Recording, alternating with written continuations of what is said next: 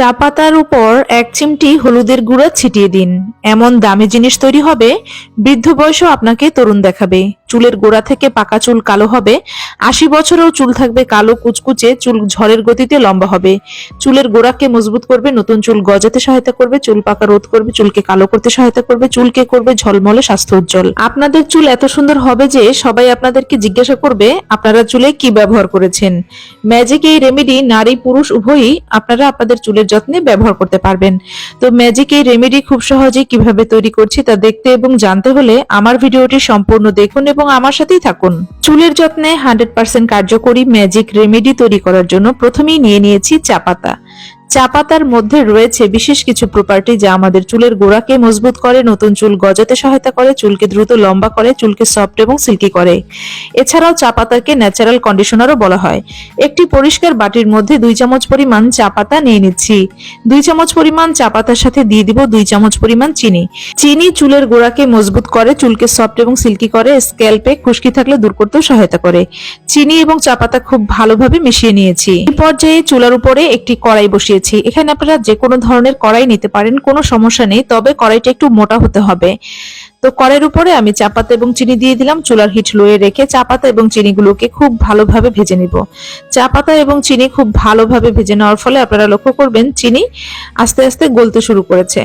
যখন দেখবেন চিনি গলতে শুরু করেছে তখন কিন্তু ভয় পাওয়ার কোনো কিছুই নেই। তো দেখতে পাচ্ছেন চিনি আস্তে আস্তে গলতে শুরু করেছে। যখন এভাবে চিনি গলতে শুরু করবে তখন চামচের সাহায্যে এভাবে অনবরত চা পাতা এবং চিনি মিশিয়ে নিতে হবে। এক সময় দেখতে পাবেন চিনি এবং চা পাতা বলক করতে শুরু করেছে। তো দেখেন এই যে বলক করতে শুরু করেছে। এভাবে বেশ কিছুক্ষণ সময় চিনি এবং চা পাতা ভেজে নেবেন। এরপর দেখবেন চা পাতা এবং চিনির রং একদম কালো কুচকুচে হয়ে গেছে। যখন দেখবেন চা পাতা এবং চিনির রং একদম কালো কুচকুচে হয়েছে এবং এভাবে ধোঁয়া বের হচ্ছে, তখন এখানে দিয়ে দিতে হবে পানি।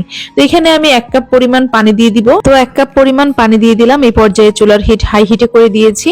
চামচের সাহায্যে উপাদানগুলোকে পানির সাথে খুব ভালোভাবে মিশিয়ে নিচ্ছি। তো পানিগুলো খুব ভালোভাবে ফুটে গেছে। এই পর্যায়ে চুলার হিট মিডিয়ামে রেখেছি। তো এখন আমি এখানে দিয়ে দিব হলুদের গুঁড়া। এখানে 1 চামচ পরিমাণ হলুদের গুঁড়া দিয়ে দিব। হলুদের গুঁড়া চুলের গোড়াকে মজবুত করে, মাথার স্ক্যাল্পের ইনফেকশন খুশকি দূর করতে সহায়তা করে, চুল পাকা রোধ করে, চুলকে কালো করতে সহায়তা করে। তো হলুদের গুঁড়া দিয়ে দেওয়ার পর উপাদানগুলোকে আরো বেশ কিছুক্ষণ সময় জাল করে নিব, যতক্ষণ পর্যন্ত পানিগুলো শুকিয়ে অর্ধেক না হবে ততক্ষণ পর্যন্ত। তো উপাদানগুলোকে খুব ভালোভাবে বেশ কিছুক্ষণ সময় জাল করে নিয়েছি। দেখতে পাচ্ছেন পানিগুলো শুকিয়ে অর্ধেক হয়ে গেছে। এই পর্যায়ে চুলার হিট বন্ধ করে দিব এবং উপাদান মিশ্রিত এই কড়াইটাকে চুলা থেকে নামিয়ে নিব।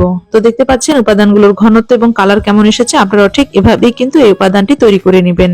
তো এই পর্যায়ে একটি ছাঁকনির সাহায্যে উপাদানগুলোকে ছেঁকে নির্যাস আলাদা করে নিচ্ছি।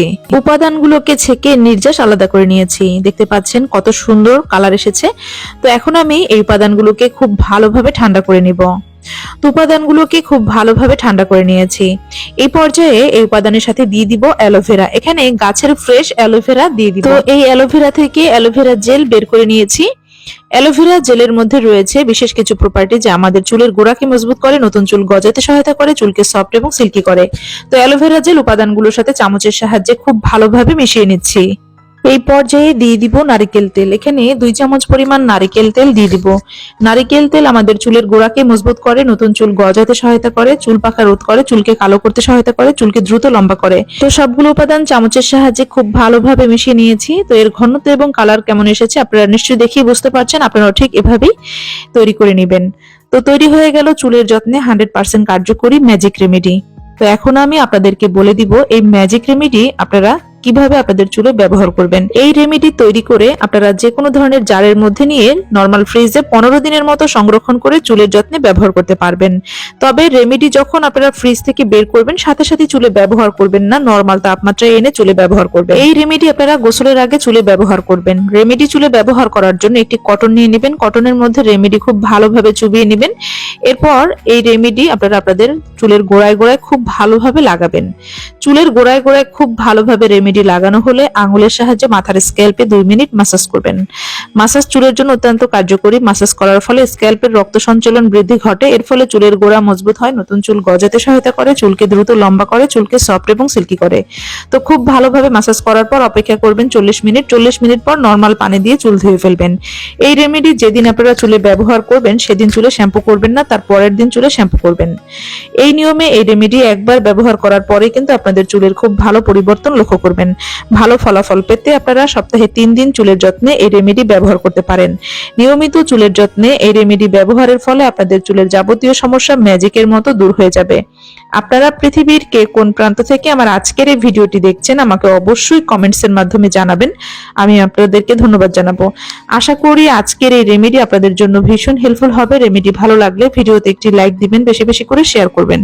এ ধরনের হেল্পফুল ভিডিও আরো পেতে চাইলে আমার ইউটিউব চ্যানেলটি সাবস্ক্রাইব করবেন এবং ফেসবুক পেজটি ফলো করতে ভুলবেন না।